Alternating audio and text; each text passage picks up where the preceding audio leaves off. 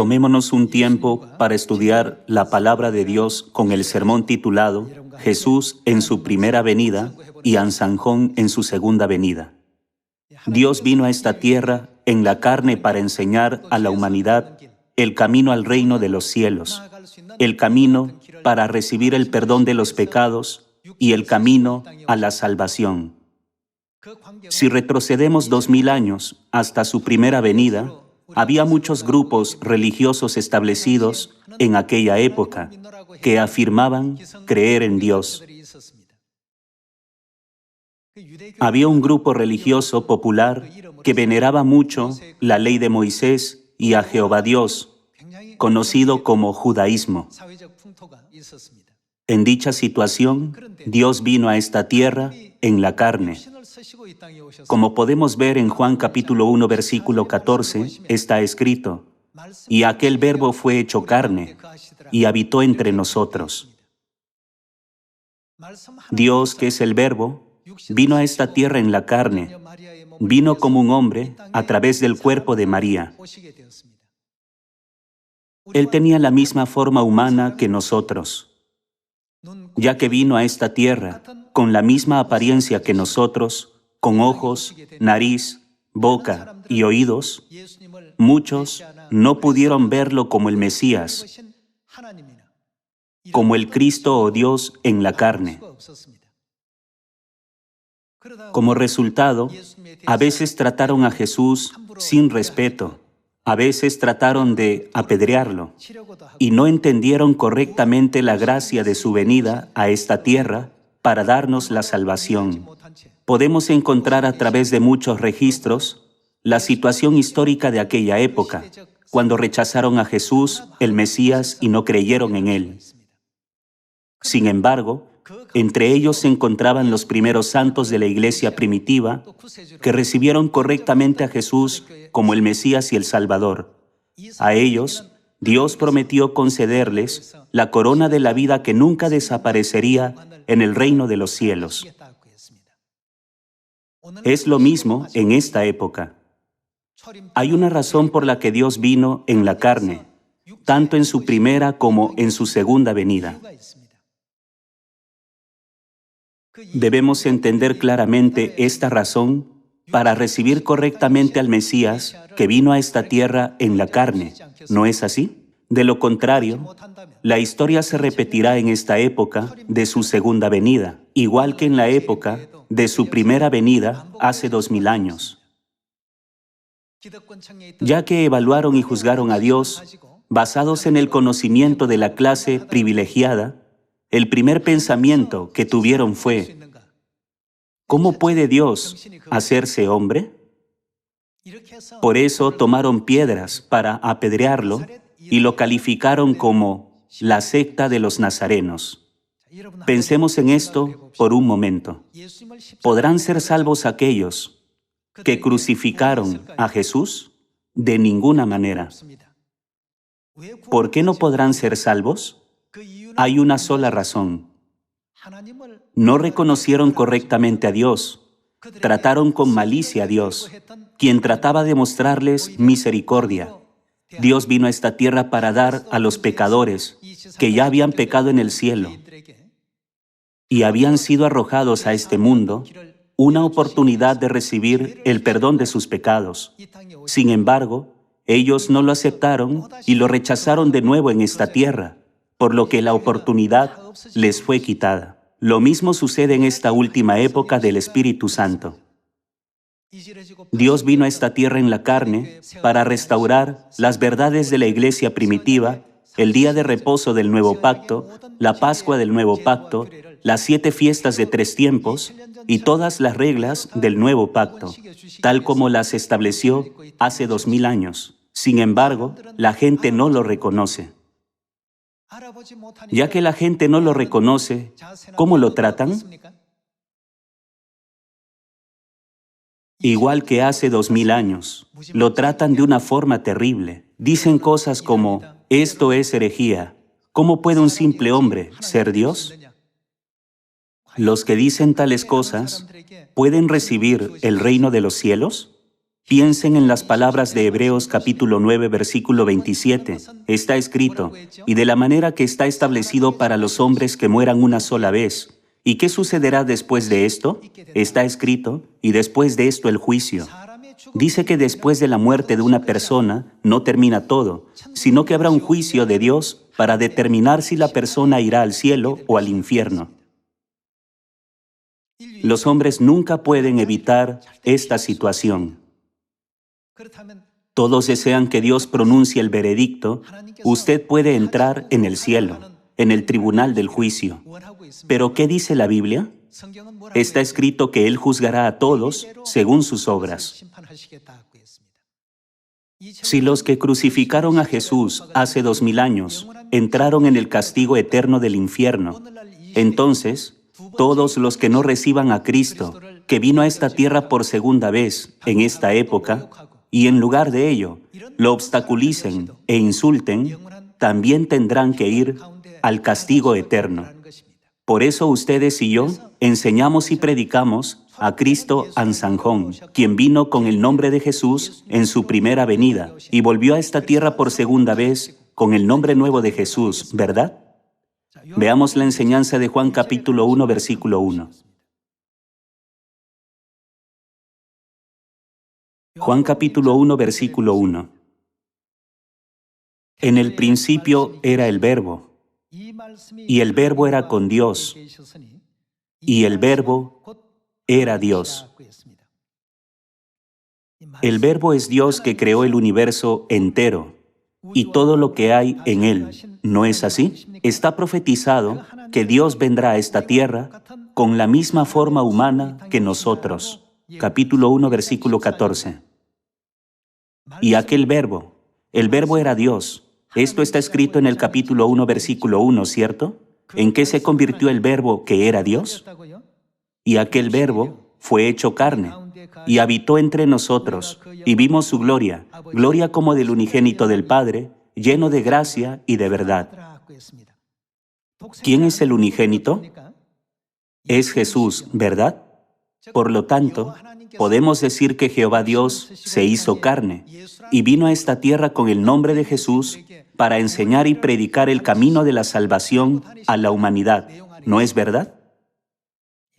La Biblia nos explica en Juan capítulo 1, versículo 1 y 14, que Dios habitó entre nosotros y vimos su gloria, la gloria del unigénito, es decir, Jesús. Sin embargo, los judíos y los líderes religiosos de aquella época veían a Jesús de una manera diferente. Vayamos a Juan capítulo 10 para entender cómo lo veían.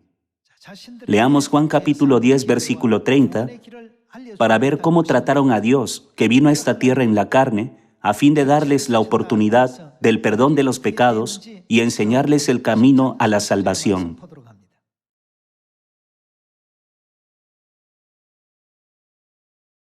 Yo y el Padre, uno somos. Entonces los judíos volvieron a tomar piedras para apedrearle. Jesús les respondió, «Muchas buenas obras os he mostrado de mi Padre. ¿Por cuál de ellas me apedreáis?» Le respondieron los judíos diciendo, «Por buena obra no te apedreamos, sino, ¿por qué lo apedreaban? Por la blasfemia, porque tú, siendo hombre, te haces Dios». Su argumento sobre por qué estaban tomando piedras para apedrear a Jesús era este: ¿cómo puedes tú, siendo hombre, hacerte Dios? No obstante, ¿qué dice Juan capítulo 1, versículo 1 y 14? ¿En qué se convirtió el Verbo que era Dios? Y aquel Verbo fue hecho carne y habitó entre nosotros. Veamos también la profecía de Isaías capítulo 9. Leamos las palabras de Isaías capítulo 9, versículo 6. Porque un niño nos es nacido, hijo nos es dado, y el principado sobre su hombro, y se llamará su nombre Admirable, Consejero, Dios fuerte, Padre eterno, Príncipe de paz. Lo dilatado de su imperio y la paz no tendrán límite sobre el trono de David y sobre su reino, disponiéndolo y confirmándolo en juicio y en justicia desde ahora y para siempre. El celo de Jehová de los ejércitos hará esto. ¿A quién se está describiendo aquí en esta profecía como un niño, como un hijo? Se refiere a Jesús. Por ello, cuando Jesucristo venga a esta tierra en la carne, ¿cómo será llamado? Será llamado admirable, consejero. ¿Y qué más? Aunque Él vino a esta tierra como un niño, como un hijo, la Biblia nos hace saber que su verdadera naturaleza y esencia es el Dios fuerte y el Padre eterno. Sin embargo, puesto que Él vino a la tierra en la carne, en una familia común, a través de una madre llamada María, un padre llamado José y muchos hermanos, ¿creía la gente que Él era Dios? Desde una perspectiva humana, era imposible reconocerlo como Dios. Por esta razón, ¿qué dijo Jesús cuando vino a esta tierra? Dijo, y bienaventurado es el que no halle tropiezo en mí. Debemos ser capaces de reconocer a Dios correctamente. Como ellos no lo reconocían, Judas Iscariote traicionó y vendió a Jesús, y el pueblo dijo, liberen a Barrabás el ladrón, pero crucifiquen a Jesús. Aquellos que verdaderamente lo reconocieron, nunca habrían hecho una cosa así. Lo mismo ocurre en esta época. Abramos el libro de Hebreos capítulo 9. Veamos Hebreos capítulo 9, versículo 27. Y de la manera que está establecido para los hombres que mueran una sola vez, y después de esto el juicio, así también Cristo fue ofrecido una sola vez para llevar los pecados de muchos. Y, ¿cómo está escrito? Aparecerá por segunda vez, sin relación con el pecado, para salvar a los que le esperan. Al regreso de Jesús para darnos la salvación, se le llama la segunda venida. Él dijo que vendría por segunda vez a esta tierra. Entonces, la situación de su primera venida y su segunda venida deben ser diferentes. Es porque todos sabemos que la forma en que el pueblo judío recibió al Mesías en su primera venida fue incorrecta, ¿cierto? Entonces, ¿qué debemos hacer en su segunda venida? No debemos seguir el mismo camino que ellos tomaron. ¿Qué debemos hacer? Cuando Él venga, debemos reconocerlo y recibirlo, y debemos convertirnos en los que siguen sus enseñanzas de salvación, ¿verdad? Desafortunadamente, entre los 8.000 millones de personas en esta tierra, no muchos lo reconocen. Dado que no son muchos, ¿cómo se les llama a este camino de la verdad? Se le denomina el camino angosto. También puede expresarse como la puerta estrecha. ¿Dice la Biblia que muchos entran por ella? No, no muchos entran por ella. Eso es lo que dice Mateo capítulo 7, ¿verdad? Desearía que toda la humanidad pudiera ser salva, pero la Biblia dice que no a toda la humanidad se le permite conocer este camino, ya que está escrito, aparecerá por segunda vez para salvar. Solo cuando Él venga por segunda vez, se abrirá el camino de la salvación, y si no viniera, los hombres nunca podríamos comprender el camino de la salvación y permaneceríamos en tinieblas. Hasta que Él venga a esta tierra por segunda vez, ningún ser humano será capaz de discernir qué es la verdad y qué es la falsedad. El día de reposo fue abolido durante la Edad Oscura en el año 321 después de Cristo. La Pascua fue abolida en el año 325 después de Cristo. Además, en el año 354 después de Cristo, la Navidad, que no se encuentra en la Biblia, se estableció como una tradición dentro de la Iglesia como si fuera una enseñanza de la Biblia. Y la cruz comenzó a colocarse en lo alto de las iglesias. La verdad de Cristo desapareció una a una, comenzando con el día de reposo y la Pascua. mientras cosas que nunca existieron antes continuaron apareciendo. Este tipo de iglesias que vemos hoy en día se formaron como resultado de la Edad Oscura. Como las iglesias ya no están llenas de las enseñanzas de Cristo, sino de ritos y costumbres religiosas paganas, esta es una razón clara por la que Cristo debe venir a esta tierra por segunda vez. Entonces, para recibirlo, debemos saber de dónde vendrá, qué verdad traerá y con qué señal vendrá. ¿No es así? En su primera venida, la gente no lo reconoció. Cada vez que él predicaba, discutían sus palabras, interferían con ellas y formaban oposición en su contra. De esta manera, los judíos, los israelitas, terminaron acusando a Jesucristo, sometiéndolo a juicio y provocando el miserable resultado de crucificarle a él, quien estaba libre de pecado. Hoy en día, este evangelio no permanece solo dentro de la sociedad judía. Se predica en todo el mundo, en Samaria y lo último de la tierra. Ahora confirmemos en la Biblia la profecía de que Él vendrá de nuevo a esta tierra por segunda vez. Veamos Miqueas capítulo 4, versículo 1.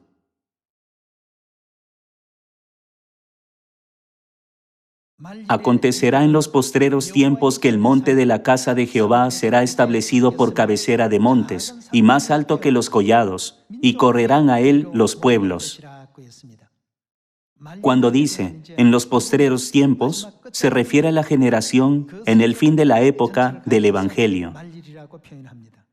Acontecerá en los postreros tiempos que el monte de la casa de Jehová será establecido por cabecera de montes, y más alto que los collados, y correrán a él los pueblos. Vendrán muchas naciones, y dirán, venid y subamos al monte de Jehová, y a la casa del Dios de Jacob. ¿Y qué hará?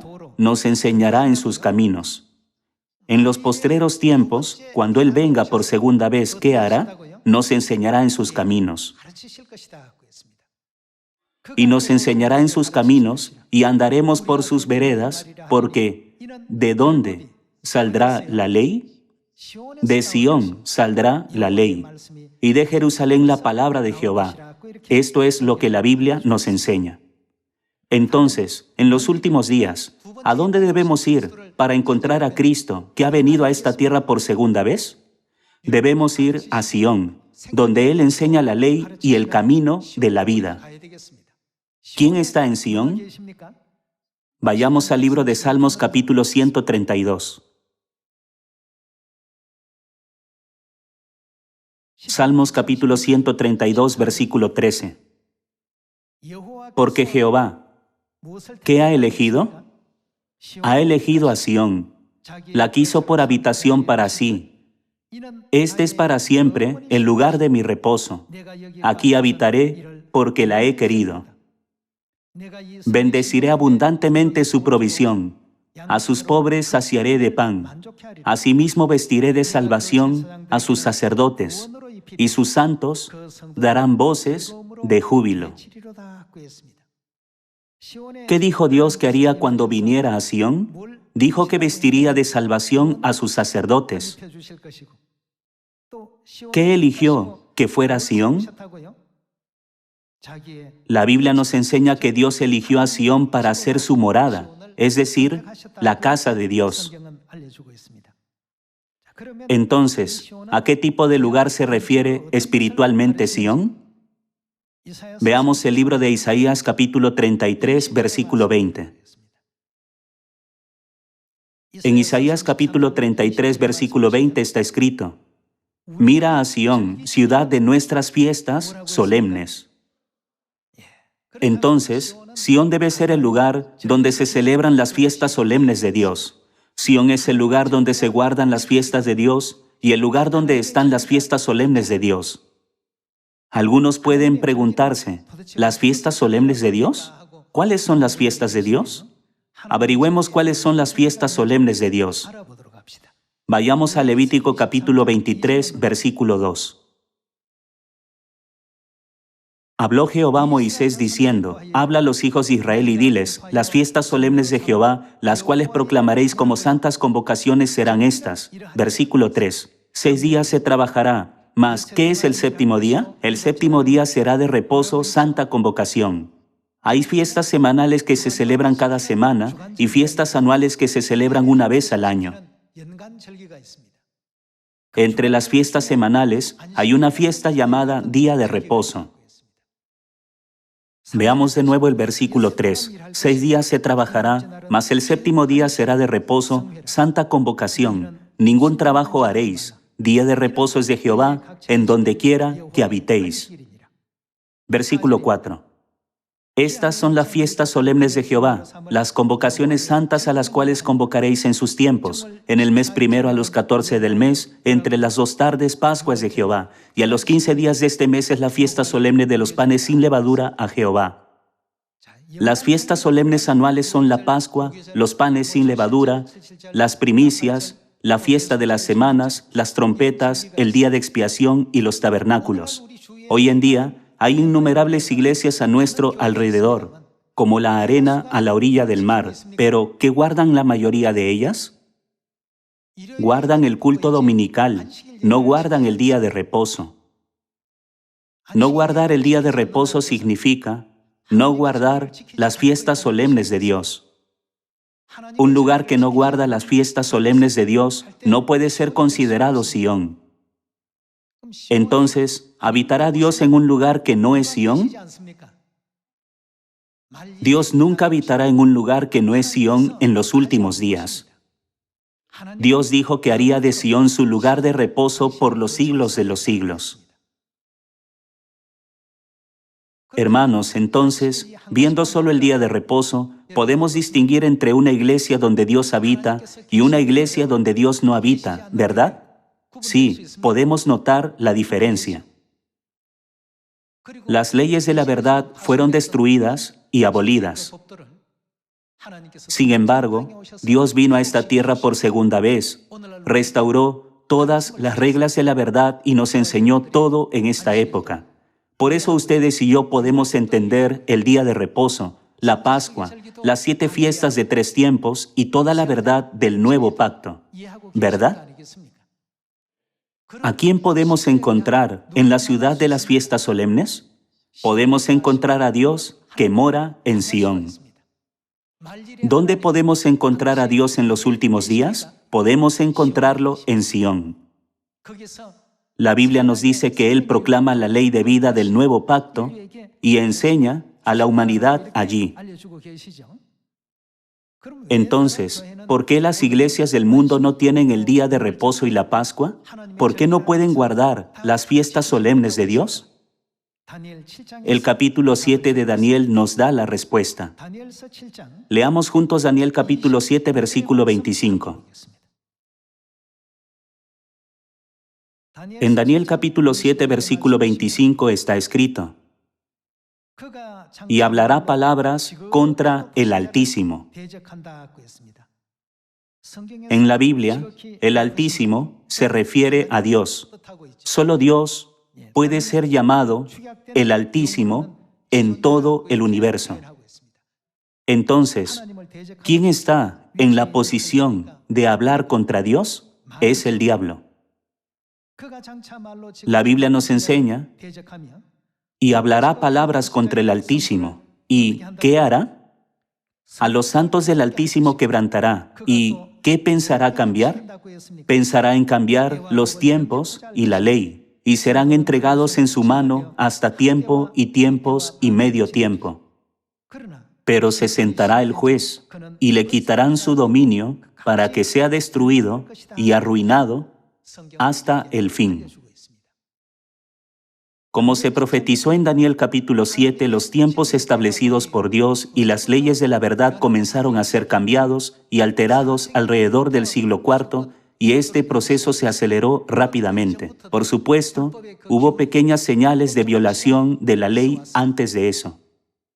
Sin embargo, esto comenzó en serio en el año 321 después de Cristo, cuando el Imperio Romano, que adoraba al dios Sol, abolió el día de reposo e instituyó la ley dominical. Además, en el año 325 después de Cristo, la Pascua fue abolida en un lugar llamado Nicea. Luego, en el año 354 después de Cristo, comenzó a introducirse la Navidad. Y después de eso, la cruz se introdujo en la iglesia y comenzó a erigirse. Todas estas prácticas paganas entraron en la iglesia una por una y formaron la iglesia como es ahora. Estas iglesias no son la iglesia que Jesús estableció. Incluso entre los 10 mandamientos, Dios nos mandó como el cuarto mandamiento: acuérdate del día de reposo para santificarlo. Pero la Iglesia Católica lo reemplazó con santificarás las fiestas. Se cumplió exactamente según la palabra profética de Dios. Como está escrito, la fuente de todo este cambio y distorsión de los tiempos y leyes establecidos por Dios se originó en aquel que se opone a Dios. Dios mismo vino a esta tierra para enseñar a la humanidad sus fiestas. Por otro lado, Satanás difundió información y conocimientos falsos a la humanidad para que pareciera que las fiestas de Dios no eran nada y para tergiversar todas sus enseñanzas, como podemos ver a través de la profecía de Daniel. Cristo Ahnsahnghong vino a esta tierra por segunda vez para enseñar a la humanidad las verdaderas leyes de vida que habían sido corrompidas, distorsionadas y quebrantadas. Nos enseñó la verdadera Pascua de la vida, el día de reposo de la vida, las fiestas de la vida y el nuevo pacto de vida. Nos concedió todas estas cosas y ascendió al cielo. Todo esto ha sucedido según la profecía, ¿cierto? Con el entendimiento correcto, debemos convertirnos en los que reciben a Cristo. Los judíos rechazaron a Jesús en su primera venida diciendo: ¿cómo puede un simple hombre hacerse Dios? Incluso en esta época, la gente nos calumnia diciendo: ¿cómo puede un simple hombre hacerse Dios? ¿Y por qué creen en un hombre? Jesús también vino a esta tierra como hombre. Una religión que no recibe a Cristo, Dios que viene a esta tierra como hombre, definitivamente no es cristianismo. Confirmemos cómo la Biblia y los profetas han explicado este asunto yendo a Segunda de Juan. Segunda de Juan capítulo 1, versículo 7.